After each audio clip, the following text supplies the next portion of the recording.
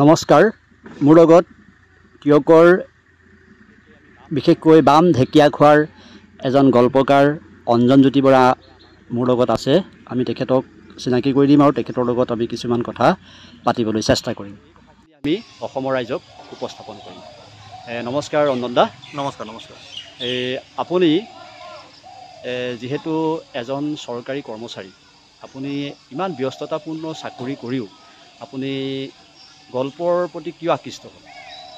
ধন্যবাদ।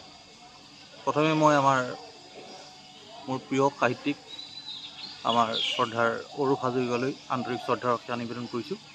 ধন্যবাদ। আচলতে গল্প বুলি ক'লে বাস্তৱ অবাস্তৱ পোৱা নোপোৱাৰ কিছু দমজাত থকা কিছু অনুভৱক আমি গল্পৰ আকাৰ বা উপস্থাপন কৰাৰ প্ৰয়াস কৰোঁ।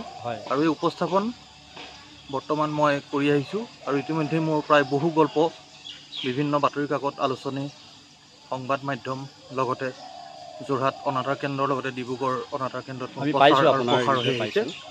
আচলতে গল্পৰ অনুভৱ মোৰ অন্তৰৰ এটা অনুভৱ। এই অনুভৱক মই বিস্তৃতভাৱে ৰাইজৰ আগত প্ৰকাশ কৰাৰ নিকিন প্ৰয়াস কৰি আহিছোঁ। আৰু আপোনালোকৰ দৰে ব্যক্তিৰ সহানুভূতি আৰু আপোনালোকৰ দৰে ব্যক্তিৰ আশাসুধীয় প্ৰচেষ্টাৰ ফচল হিচাপে মই গল্পকা ধৰি ল'বলৈ প্ৰয়াস কৰি আহিছোঁ। ধন্যবাদ। হয়, এতিয়া আপুনি যিহেতু আমি পাইছোঁ আপোনাৰ গল্প, আমি ডিব্ৰুগড় ৰেডিঅ' চেণ্টাৰটো শুনিছোঁ, যোৰহাট ৰেডিঅ' চেণ্টাৰটো শুনিছোঁ, তাৰোপৰি আপুনি মাজে মাজে কথিকাও দিয়ে। গতিকে আমি সকলো আপোনাৰ যিখিনি অনুভৱ আমি পাওঁ প্ৰায়ে ইতিবাচক, সমাজৰ বাবে ইতিবাচক কথা।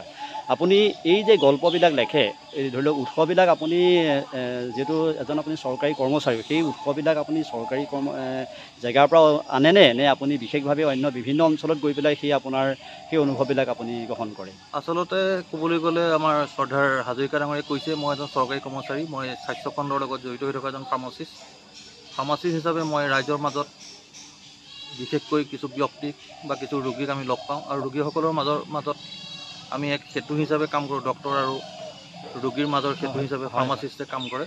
আৰু তেনেধৰণেই কিছু গল্পৰ প্লট সংগ্ৰহ কৰিবলৈ আমি প্ৰয়াস কৰোঁ। আৰু বিশেষকৈ বৰ্তমান সময়ত দেখা দিয়া মানুহৰ মাজত সম্পৰ্ক, সম্বন্ধ, আধ্যাত্মিকতাৰ অনুভৱ যে ক্ৰমান্বয়ে কমি আহিছে, তাৰ পৰিস্থিতি যে অতি ভয়ানক হৈ আহিছে, তাৰ এটা ৰূপ দিয়াৰ আমি প্ৰয়াস কৰোঁ।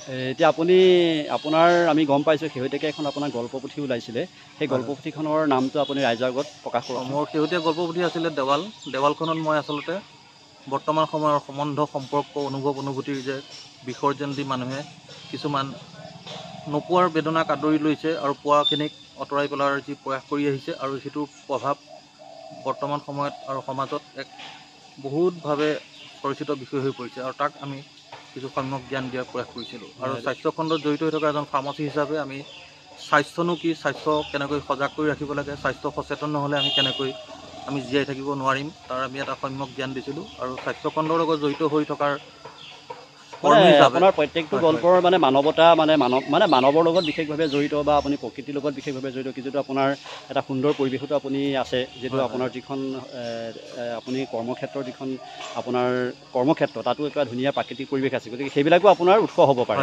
গতিকে এনেই আপুনি ধৰি লওক আৰু এটা কথা, আপুনি যিমানখিনি গল্প লিখিছে, সেই গল্পবিলাকৰ ভিতৰত আটাইতকৈ আপুনি শ্ৰেষ্ঠ কোনটো গল্পক আপুনি ক'ব? আচলতে এজন লিখক হিচাপে শ্ৰেষ্ঠ গল্প মই ক'ব নোৱাৰিম।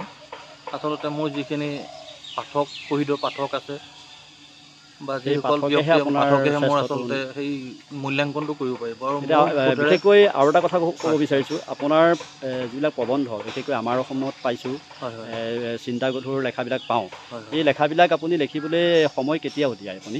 আচলতে সময় বুলি ক'লে মই এটা বস্তুৱে সদায় ফ'ল' কৰোঁ, মই মহাত্মা গান্ধীক মোৰ আইডিয়েল পাৰ্চন হিচাপে মই গণ্য কৰোঁ। মহাত্মা গান্ধীয়ে এষাৰ কথা কৈছিল যে ব্যস্ত মানুহৰ কাৰণে সময়ৰ অভাৱ নহয়, time is not a consequence for a busy person. সেইটো মই মনত সোমোৱাই লৈছোঁ। আৰু ব্যস্ততাৰ মাজতেই কাম কৰি যোৱাৰ আমেজটোহে অলপ সুকীয়া।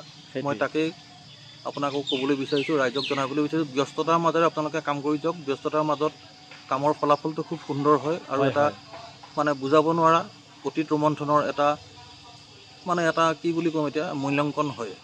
এতিয়া আপুনি আৰু নৱপ্ৰজন্মক কি ক'ব, যে লেখাৰ প্ৰতি আপুনি আগ্ৰহী কৰিবৰ কাৰণে কি ক'ব নৱপ্ৰজন্মক? এতিয়া যদিও আমি নৱপ্ৰজন্মৰ গাত দোষ দিওঁ, নৱপ্ৰজন্মই কিতাপ নপঢ়ে বা সাংস্কৃতিক আধ্যাত্মিক চিন্তা চৰ্চা নকৰে, কিন্তু আমি বহুত সময়ত দেখিবলৈ পাইছোঁ যে নৱপ্ৰজন্মই কিতাপো পঢ়িবলৈ আগবাঢ়িছে, আৰু ধৰক সামাজিক সাংস্কৃতিক দিশত তেওঁলোক ধাৱমান হৈছে। আৰু এটা কথাই মই ক'ম, নিজকে স্বাস্থ্যৱান কৰি ৰাখিবৰ কাৰণে আচলতে স্বাস্থ্যটো আচলতে তিনিটা ভাগত ভাগ কৰিছে health is define as a physical mental and social wellbeing not merely the absence of disease and infirmity হয় হয় ফিজিকেল হৈছে শাৰীৰিক মানসিক আৰু আধ্যাত্মিক চিন্তা চৰ্চাৰ আৰু বেমাৰ নোহোৱাকৈ এটা সন্তুলিত দেহত আমি যদি জীয়াই থাকিব পাৰোঁ সেইটো এটা সুন্দৰ স্বাস্থ্য আৰু সুন্দৰ স্বাস্থ্য হ'বৰ কাৰণে কিতাপ পঢ়িবই লাগিব সামাজিক চিন্তা চৰ্চা থাকিবই লাগিব আধ্যাত্মিক চিন্তা চৰ্চা কৰিবই লাগিব আমি কষ্ট কৰিবই লাগিব তাৰ মাজেদি আমি সকলো দিশটো মানে বজাই ৰাখিব পাৰিলেহে এজন পূৰ্ণ স্বাস্থ্যৱান মানুহ হ'ব পেলাই আমি সমাজৰ কাৰণে কিবা এটা দি থৈ যাব পাৰি বাৰু ঠিকে আছে আপোনাক লগ পাই ভাল লাগিল আপুনি আৰু ভৱিষ্যত কিবা গল্প পুথি উলিয়াম বুলি ভাবিছে নেকি মোৰ গল্পৰ